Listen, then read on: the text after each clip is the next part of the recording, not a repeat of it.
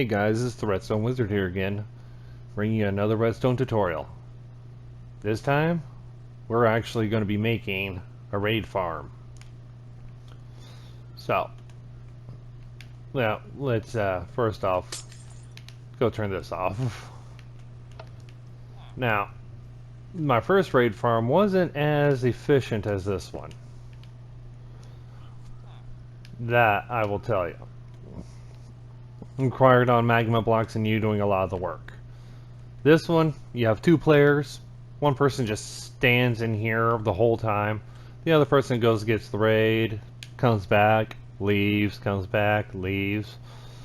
Yep, and you can keep getting totems of undying, emeralds, books, glowstone, redstone, any of the drops that they would give. But yeah, I'm not going to show you exactly how to build this one and give you the parameters I used. But we have just a simple clock, water dispensers filled for water buckets, and a long drop. The long drop is for the sole purpose of killing the Ravagers. So, what do you say? Let's get to building this thing. Okay guys, I'm back, and well, normally I have everything you need in the shulker box, but this time it is a little bit wonky. You need a bunch of building blocks, I need a huge collection system, dispensers, observers, water buckets. I recommend using glass versus any other non-spawnable block for a specific reason. A few comparators, a couple of repeaters, maybe just one repeater, one sticky piston, a bunch of powered rails or activator rails, a bunch of arrows, one bell, a villager, a bed, redstone lamp, one lever, one fence gate is what I use, but you could use any block any of them that will create the update for a piston. So first thing we do is we go up about 120 blocks above the floor. I recommend doing it in an ocean biome, deep ocean. Cuts down on the rates from other things. And we need to get a villager up here. So I'm just going to encase him. I'm going to do this encasing real fast. And this is, however you decide to get him up here is up to you. So we'll get our villager in here. Now I'm just going to block him off. And below him, using your solid blocks, we're just going to place 1, 2, and then 1 out. Break that. And we're going to place the bed right here, and we want to break these beds because we don't want anything chance of spawning. Now he's linked. So from here, we're going to go out 32 blocks.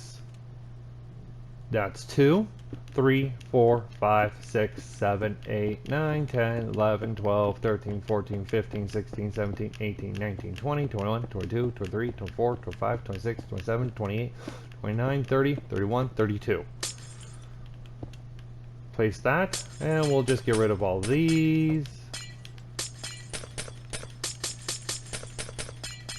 Yep. Okay, so from here, we're going to go out 6 more. 1, 2, 3, 4, 5, 6, 7. We need a total of 7 on this line. And we're going to do it to all 4 sides. So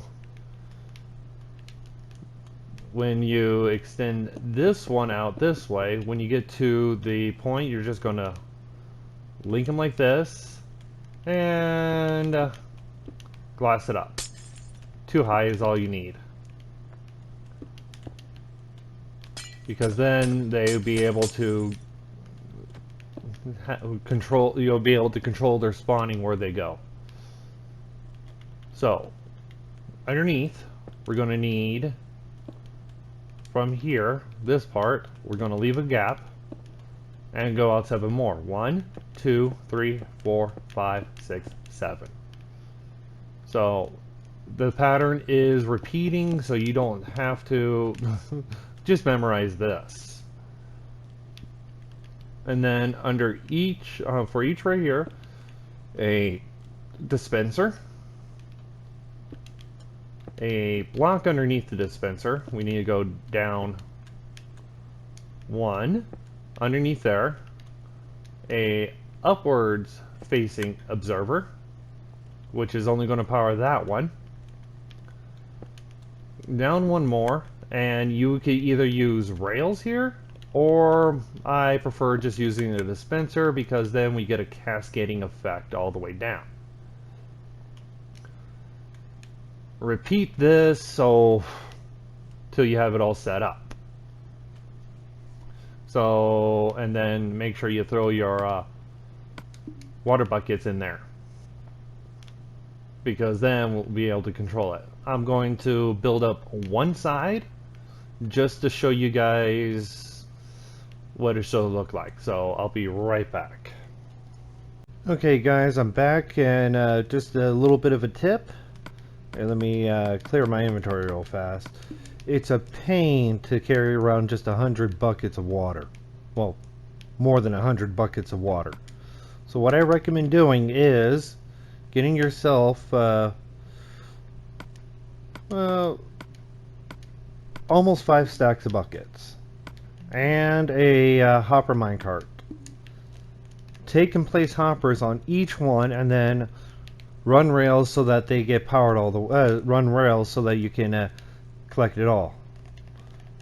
Place your hopper minecart and fill it with buckets. I have a cactus at the end because, well, I want to get rid of it afterwards. But each line, you just run it down. It will collect them all, and you get a few buckets, and then all you have to do is just break and fix. Then afterwards, make sure you honestly, if you're going to do it, break the hopper instead of the rail first. And then when you're done with that, you can get yourself some buckets, crouch place every other one, and get it completely full. And let me get the water here real fast. But I'm going to take apart all this and get the water in, so I'll be right back in a moment. As you can see, I've got the water going. Now, what we need to do is we can actually utilize part of the circuit that we're going to be building over here to get it going.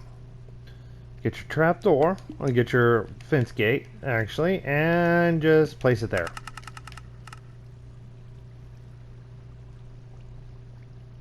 And as you can see, the water goes away. And then as we activate it, the water comes back.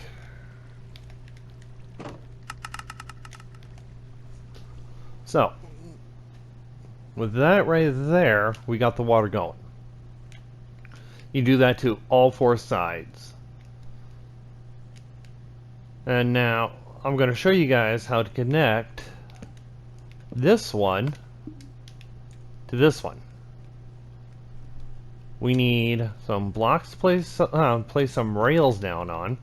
I do recommend glass because, well, you can place rails on glass. Yeah, a lot of scaffolding will be required for this, or just a bunch of blocks to build up on. Now, I don't have a bucket in that yet. You don't want to, if you are going to place a bucket in there, you need to make sure that you place, and then if you have to, break and place again, just to get it to have someone's help. But let me get this bucket in, get those out, and I'm leaving a gap there. Place these here.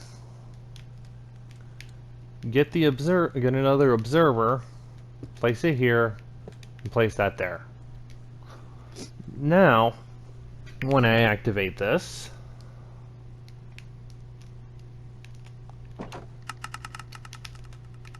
it all activates, and then that one does too. And then when it activates again, it all retracts all the water, and this one will too. You'll have to build a total of 3 of these because we can't have we can't just circle it around, because then we wouldn't be able to shut it off. So from here, what we need to do is build our timer. Now, a lot of my videos, I'm using comparator decay timers, as I call them, comparator decay clocks. That's because they're quite useful.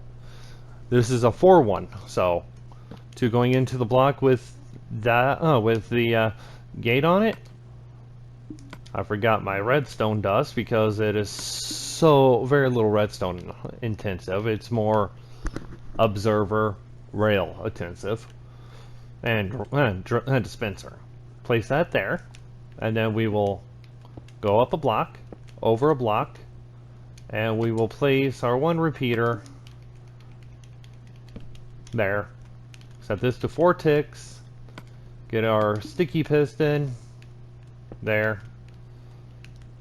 Block on top, block here, block up, and then I'm going to do a let's see here. How much did I have in that other one? Quite a bit. So, yeah, that's about right. But if you need more time, you add more time. If you need to lose more time, you just remove it. So now place your comparators all the way down to this point. Make sure you go both directions. Dust here. Dust here, dust here.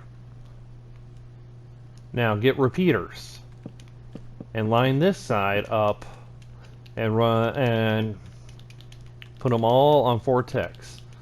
This allows you to not have to have an extended pulse extender for it. So next is we're going to, again, it's such a non-important part to this, we're going to place a redstone torch, which is going to power that. So, and then that's just going to go. And then when this finishes decaying, it's going to pull it all back, and you will end up with about 3 out of 4 platforms. In fact, actually 3 out of 4, every single space, 3 out of 4 of them will be not covered in water.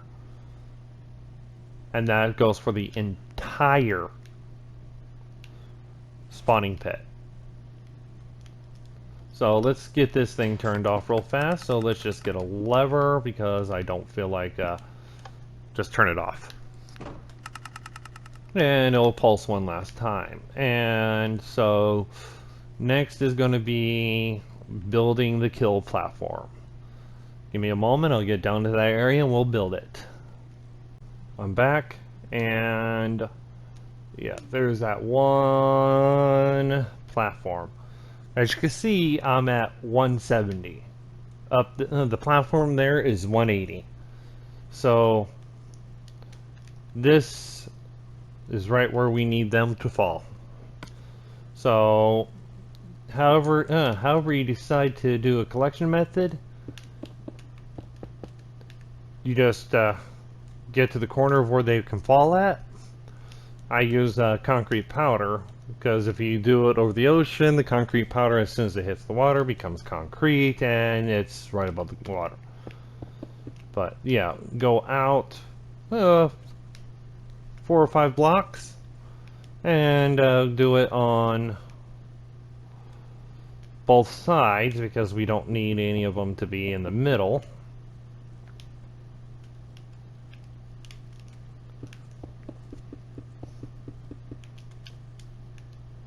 Like I said, just go out about 4 or 5.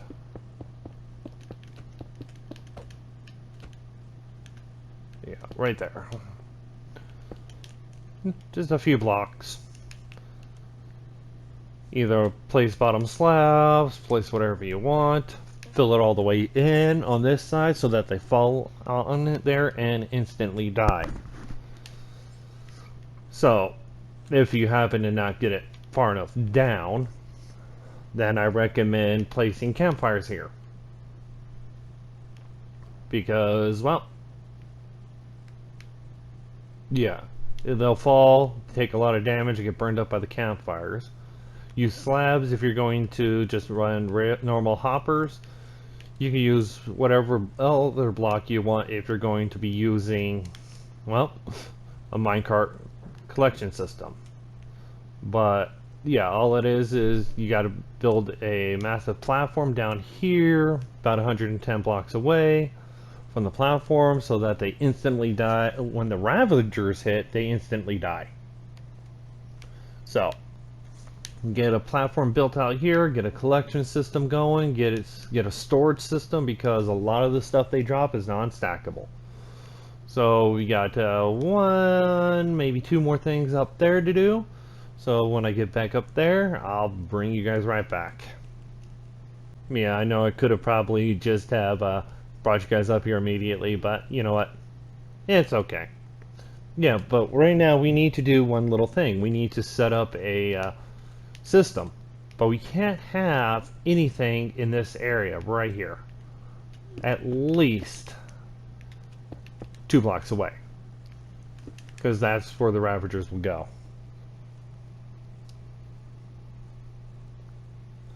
So what are we gonna do?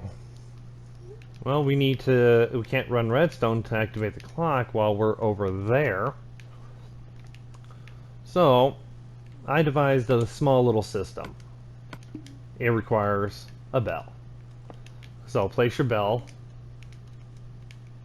and then get yourself an observer, because nice thing is the observer can detect the bell. Let's just line up right here. Yeah, we need to and put some rails down. Right here. Alright, so there's that. Place some rails. There we go. And now, yeah, you could probably use some dust here, but I don't want to use dust. Not if I can help it. Alright, now, sticky piston. And we'll just grab some type of power block. I'm going to use the redstone block. Now, we can't have that powered, so we can't just use dust, because that'll constantly keep that powered. So we'll just put a repeater there, and we'll break this, and there we go. So now, on the other side, let's grab ourselves the dispenser. In line with the bell, place your dispenser. And I'm just going to put 1 arrow in there because I can. Because that's what we need. We need arrows or snowballs. Now, I'm going to hit the button. And as you notice, the system is now active. That redstone block is not in the way. And the system is now slowly decaying and counting down the progress of the timer. This signal is getting weaker, as you can see from the brightness. Then it powers up again, pulses, And the nice thing about this is, let me get another, oh, let me just put a stack in there.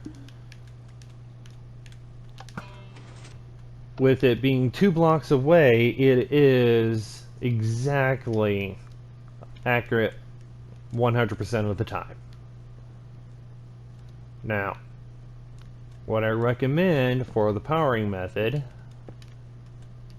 is everybody's favorite detector, the observer. And there we go.